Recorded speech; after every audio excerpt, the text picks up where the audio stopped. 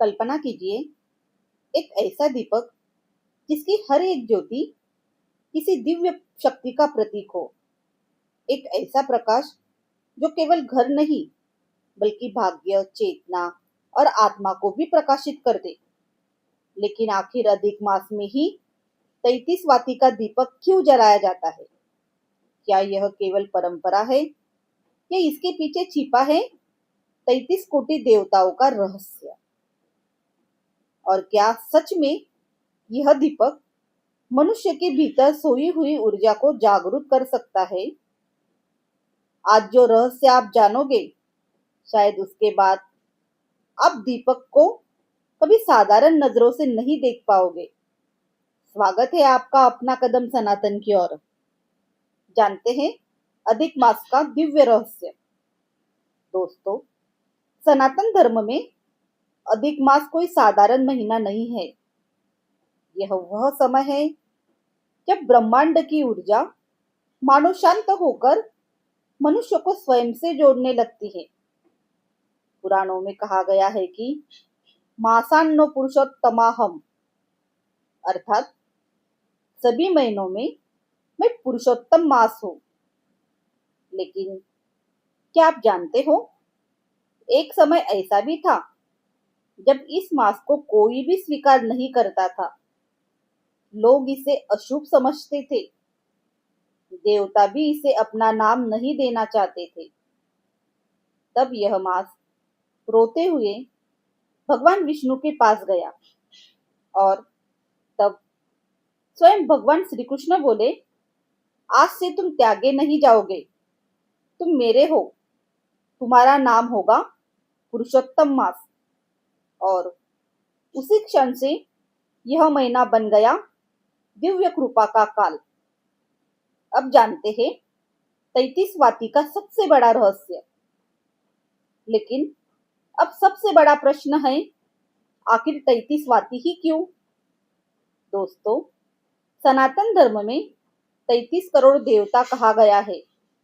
लेकिन यह करोड़ का अर्थ केवल संख्या नहीं है। संस्कृत में कोटि का अर्थ होता है ऊर्जा के स्तर या दैवी शक्तियों के प्रकार, या 33 दिव्य शक्तियों में शामिल है।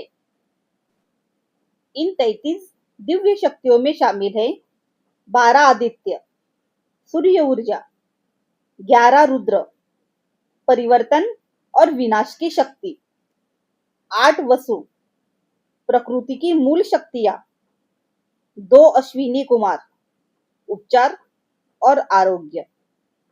और जब 33 वाती का दीपक जलता है तो यह केवल आग नहीं जलता, बल्कि संपूर्ण दैवी ऊर्जा को आमंत्रित करने का प्रतीक बन जाता है। दीपर ज्योति परब्रह्मा, दीप ज्योति जनार्दन, दीप हरतु में पाप, दीपर ज्योति नमस्तुते। अर्थात दीपक की ज्योति स्वयं परब्रह्मा है, वही भगवान जनार्दन है। यह दिव्य प्रकाश मेरे जीवन का अंधकार दूर करे। अब जानते हैं दीपक का आध्यात्मिक विज्ञान। दोस्तों, सनातन केवल पूजा नहीं सिखाता, वह विज्ञान भी सिखाता है।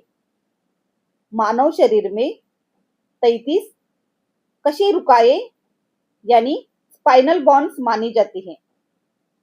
योग और तंत्र परंपरा कहती है, जब चेतना जागृत होती है तो ऊर्जा नीचे से ऊपर उठती है। इसे कहते हैं कुंडलिनी जागरण। अब जरा सोचिए, 33 वाती और शरीर की 33 ऊर्जा सीढ़ियां, क्या यह केवल संयोग है या हमारे ऋषियों ने हजारों साल पहले ही मानव चेतना का रहस्य समझ लिया था? क्योंकि दीपक केवल बाहर नहीं जलता, अगर सही भाव हो तो वह भीतर भी प्रकाश पैदा करता है। अब जानते हैं दीपदान का असली अर्थ। दोस्तों, जब मनुष्य दीपक जलाता है तो वह केवल तेल और बाती नहीं जलाता, वह अपने भय को जलाता है, अपने अंधकार को जलाता है, अपने अंधकार को समाप्त करने का संकल्प लेता है। इसलिए शास्त्रों में कहा गया है, तमसा मां ज्योतिर्गमय, अर्थात हे प्रभु, मुझे अंधकार से प्रकाश की ओर ले चलो। अब जानते हैं अधिक मास में इसका फल कई गुना क्यों होता है।